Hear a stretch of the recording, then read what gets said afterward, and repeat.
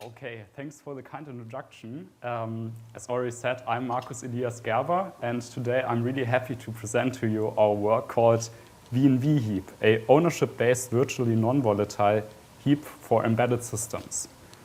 But now, first, let's look into why our work is relevant. So there exists a set of devices called intermittent systems. These systems are self-sustained and do not rely on any external power connection to an external power grid, for example. Instead, they harvest energy from their environment through using, for example, energy from light or radio waves. Additionally, they do not use any batteries, but make use of small and environmentally friendly capacitors. Overall, this makes the system really small, portable, and cheap to produce. However, this device architecture comes with great challenges. So to get a better understanding at these challenges, now let's imagine a specific intermittent system and look at the following plot. So on the left-hand side, you can see the system's input power, and on the right-hand side, we can see the system energy. Let's imagine the system starts with a high amount of system energy. After some time, the input power decreases and the system energy reaches an operation threshold. At this point in time, the system is powered down, and this is basically called hard intermittency. So we power down our device once we reach that operation threshold.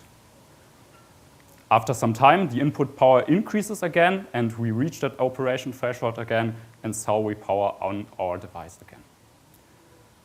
However, there's a major challenge here because most of the devices actually store most of their state on volatile random access memory. So once you power down your device, you lose all of your state. However, the problem is that most of the devices want to actually resume their state, so we need some kind of state retention mechanism to persist our state once before we power down and once we reach our operation threshold, and restore our state once we reach our operation threshold again and once we power up our device again. However, this is pretty challenging as you only have limited energy to do so, and you need to persist your state in time. This is especially challenging for devices with large amounts of state. And nowadays, there exists many applications on low-power devices that you want to run on these devices, for example, memory-intense applications, for example, deep neural networks or large language models. And also specifically to intermittent systems, you might want to store certain work packages if you have a low amount of energy available and defer them to a point in time where you have a high amount of energy available again. And commonly, these types of state or data is explicitly allocated, for example, in heaps. So now let's look at how do we even persist our state? So how do you persist state before the system shuts down? You basically copy data from volatile random access memory to non-volatile memory. What data should you persist once you're about to reach that operation threshold? Should you persist all of the volatile state? And this is actually a bad idea. As I said before, your state can be really large, and you only have a small portion of energy to persist your state. So what you can do alternatively, you can persist your state at the start, and then once you reach the operation threshold, only persist the amount of modified state. And as we only have a limited amount of energy available, we also can limit that amount of modified state at any time, so we can be sure that we persist our state correctly. The main takeaway here is that we need precise modification tracking to do that. So let me introduce you to a few approaches how to do that. So a naive approach would be to leverage MMUs. So MMUs are commonly used on desktop systems to translate virtual addresses into physical ones. And they are safe to use, they provide transparent swapping. However, they are not predictable at all, so many applications, for example, databases, use complex mechanisms, for example, logging, undoing, and redoing operations to overcome this issue. They're also not hardware agnostic, as you need special hardware for that. So, and I really want to stress that the devices we target here, these intermittent systems, are low-power devices, so for example, microprocessors, and they typically don't have an MMU at all. So this is not feasible at all. There exists a second set of approaches, and these are software-only approaches. And managed state as a related work is one of them. So you basically employ managed state alongside your main program, and then every time you're about to modify data, you notify managed state that you start modifying data, and then you notify managed state when you are finished modifying data. However, the major issue here is that this API isn't enforced at all, and you can easily forget it. So basically, in line 6, you might risk the integrity of your entire application. So let's summarize managed state. So it is hardware agnostic. It is implemented and employable as a software library. It is also predictable.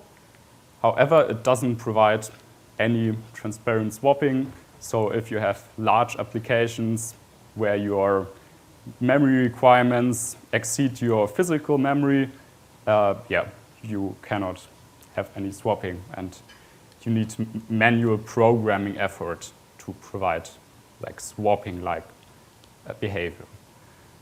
It is also not safe to use, as we saw before. And now let me introduce to you our virtually non-volatile heap, which basically solves all these issues. But how do we actually achieve this? So our main idea here is to leverage modern programming languages by using the concepts of ownership and borrowing. So these two concepts are generic to programming languages and are implemented in multiple different ones. However, for this talk, I'm focusing on Rust here because it's the most famous example of a programming language implementing these two concepts. So basically, ownership tells you that each value has an owner. There exists only one owner at a time, and the value is dropped once the owner goes out of scope. The definition for borrowing is basically that there exists either exactly one mutable reference or any number of immutable references. And the advantage of these two concepts are that they are zero-cost abstractions as they are statically checked.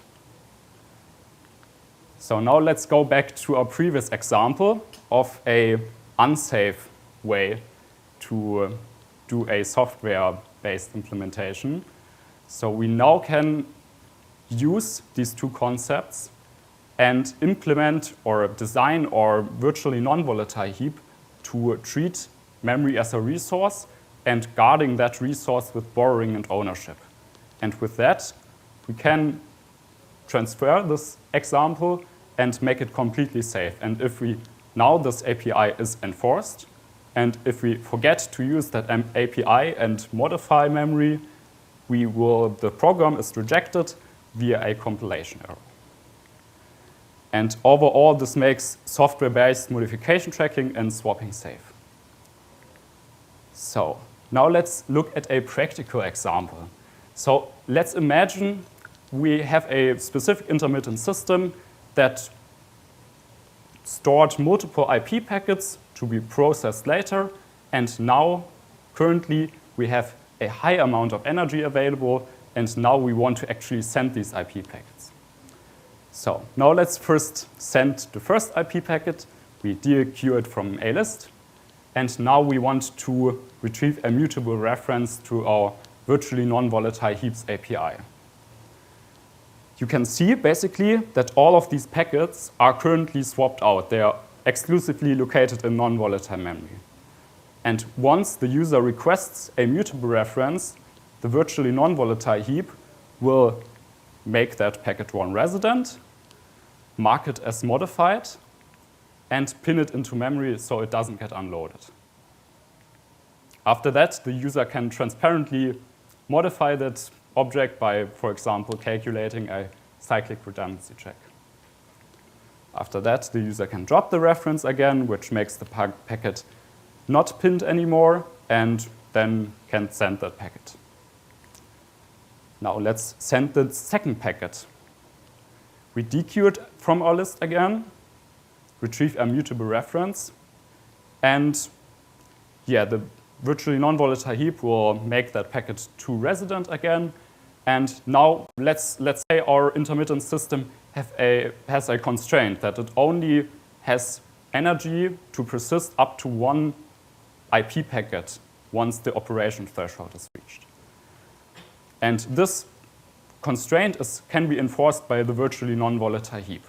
So in order to make packet 2 modified, we have to first persist packet 1. So the virtually non-volatile heap persists packet 1 and then marks packet 2 as modified. Then also pins it into memory. And then the user again can transparently modify that memory. Then the reference can be dropped again and the packet can be sent. Now let's send our third packet. We can dequeue it from our list again, retrieve a mutable reference, and now you basically see, okay, we don't have any more memory in our random access, or no more space in our random access memory left. So the virtually non-volatile heap will have to first unload a packet. So in this case, it chooses packet 1, unloads that packet, and now it can make packet 3 resident. And we still have our constraint. So before marking packet 3 as modified, we have to persist packet 2. And then we can mark packet 3 as modified, pin it into memory, and then the user again can modify that object. So let's come to our evaluation. So we evaluated our virtually non-volatile heap on an ESP32C3 microcontroller and use a FRAM module as non-volatile memory.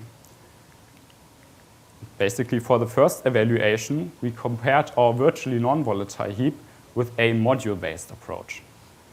So basically, this module-based approach is an approach where developers notice that they have 2 less physical memory available, and so they split their applications in different modules, and only one module is swapped in at a time.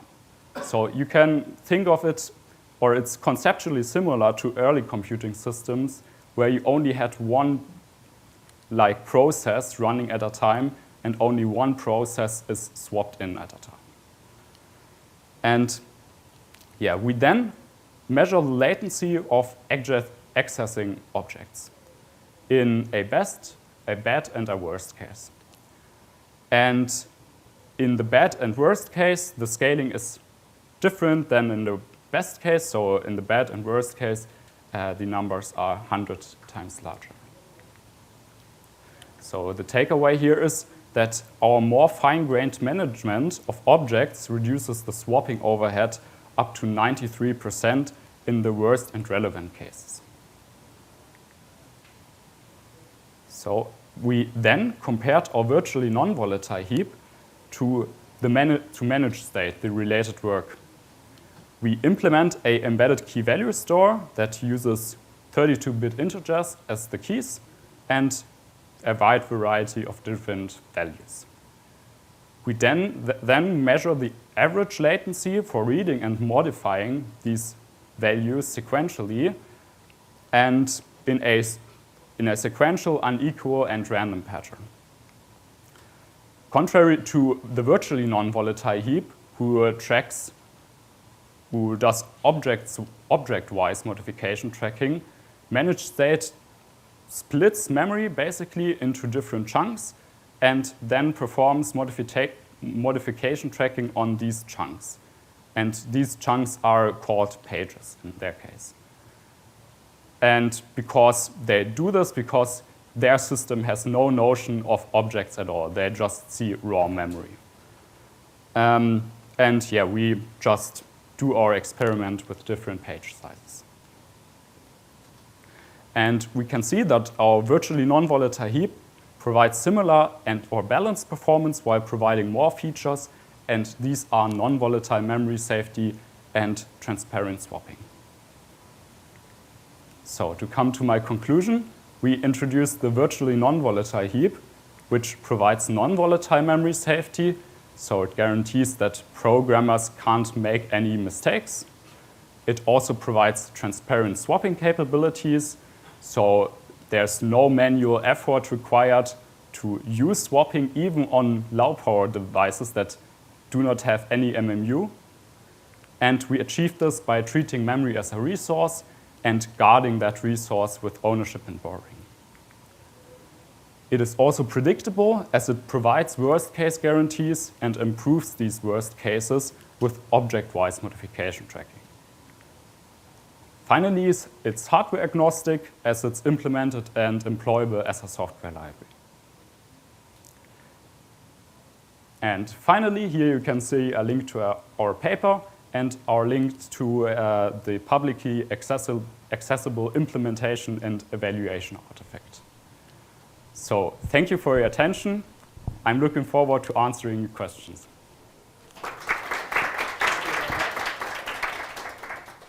Any questions?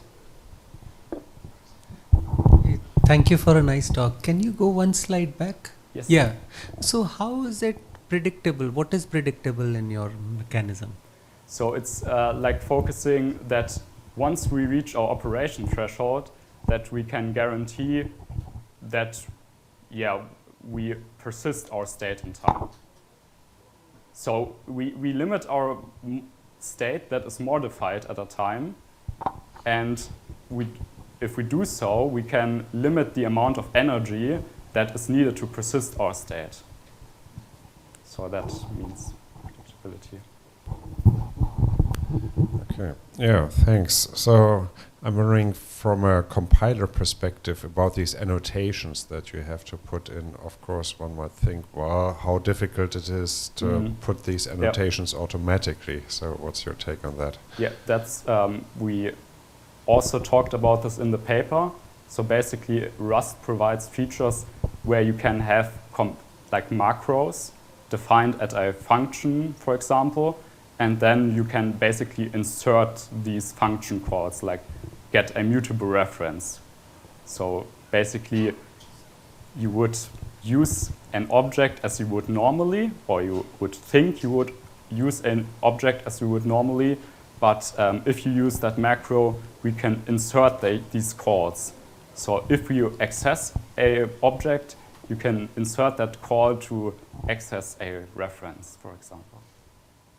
And if I may ask, so what would be the price to pay for using these macros? Would it provide then, would it cause more overhead than if you smartly did it yourself manually? Is that the point? Yeah, I guess so. I mean, for example, if you access the same object twice after another, I guess with a macro-based approach, like a naive or a simple implementation would be every time you access the object, you would retrieve a reference, and after you access the object, you would drop it again. And for your second access, you would then again retrieve a reference and then drop that reference again. But I think the overhead isn't that high because the main overhead is like swapping in objects and persisting objects. And it's only like a really small overhead compared to these swapping in and swapping out. These are really the costly operations. Thank you. So any more questions? We have a few more.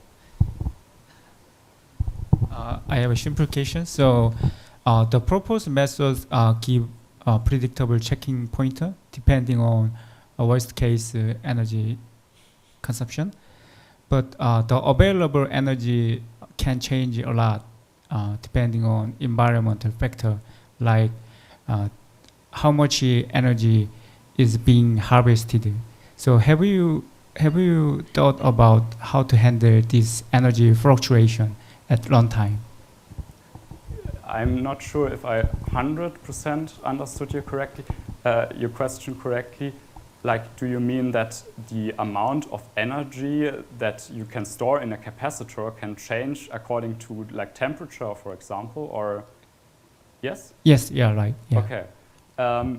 Yeah, no, we didn't look into it at all, but I think, yeah, like, is your question that maybe it's possible to like dynamically at runtime change the amount of modified state, so that would be possible as well. So, but we didn't look into it at all, no. Okay, yeah, thank you. Okay, thank you. Thanks for the great talk. So one problem of using like very strict borrower and ownership model is that there are certain programs that are banned unless you resort to using reference counting or unsafe features. For intermediate computing case, have you seen any of those cases, or is it not that useful here? So your question is if you can use unsafe code, or like more personally, do you have situations where your ownership-based approach was too strict, so you had to go to RC route or unsafe route? Currently not, no, but it is possible to, like, you retrieve a mutable reference or you retrieve a reference through our API, and you of course can use it as a pointer and then unsafely access that pointer.